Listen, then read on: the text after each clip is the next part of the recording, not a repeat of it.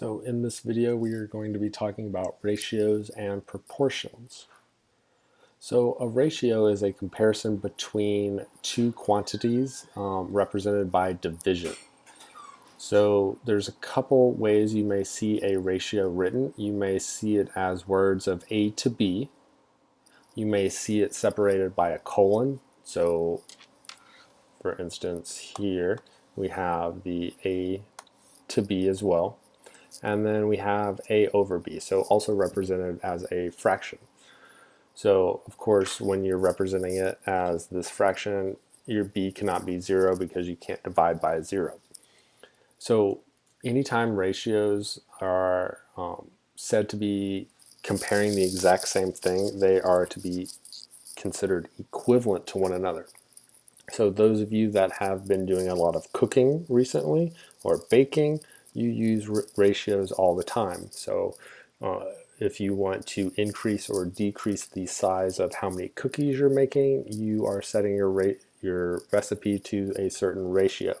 So like 2 eggs to 50 chocolate chips, or 3 eggs to 75 chocolate chips, things like that. And when you are actually comparing the exact same ratios that are equivalent, we can actually set up what's called a proportion because they are actually equal to one another. So here you can see that we have this proportion of 1 over 12 equals 2 over 24. So these represent the exact same ratio.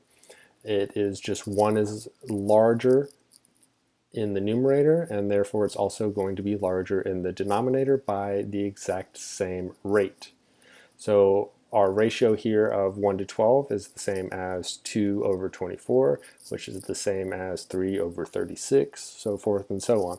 So these are all equivalent to one another. And because we can set up these equivalencies, it can help us solve for things, especially when you're baking. If you don't know how many eggs you need in a recipe to half it, you can set up a proportion and actually solve. So that's what we're going to do right now. So a ratio of faculty members at a college is 1 to 15. There are 675 students. How many faculty members are there? So we have a ratio here, and you may notice in the words the ratio is set up as well. So here we have the words faculty members to students. So that means that the first one is faculty members and the second one is students. So when we're looking at this ratio in numbers, it's telling me, hey, this first one is my faculty members and the second one is my students. So I'm going to actually set that up in words and then as well as the numbers. So we have faculty members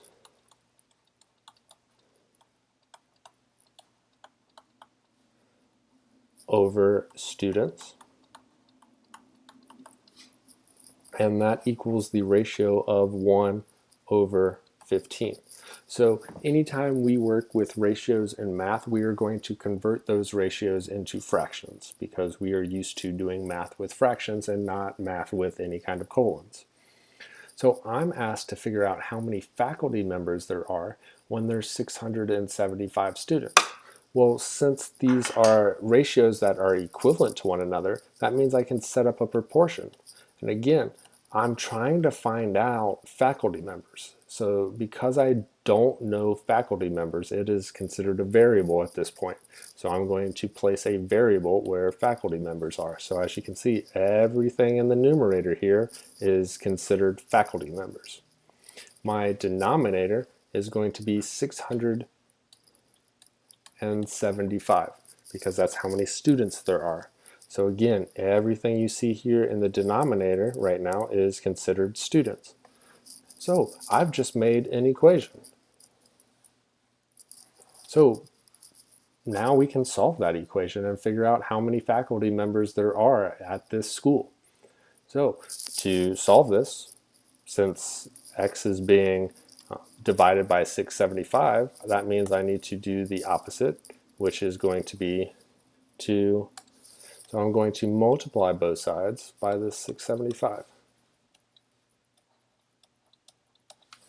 So on my right side, the 675 divided by 675 are going to cancel, leaving me with just x.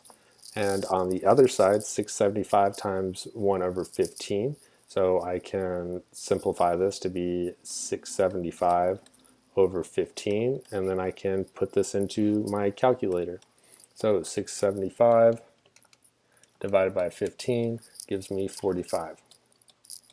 So that means there are 45 faculty members at this school.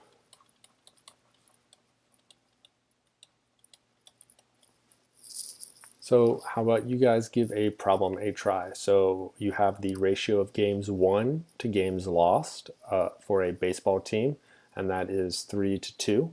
The team won 18 games last year. How many games did they lose then? So pause the video and try this out. So you would have gotten that they lost 12 games. So if you did not get that, make sure you set up the words of games won to games lost over to the side somewhere. That way you're making sure everything in the numerator is the same and everything in the denominator also is the exact same. And then you can solve. And remember, if you have a variable in the denominator, you need to start by multiplying it to both sides. We need to have a variable in the numerator to be able to solve it.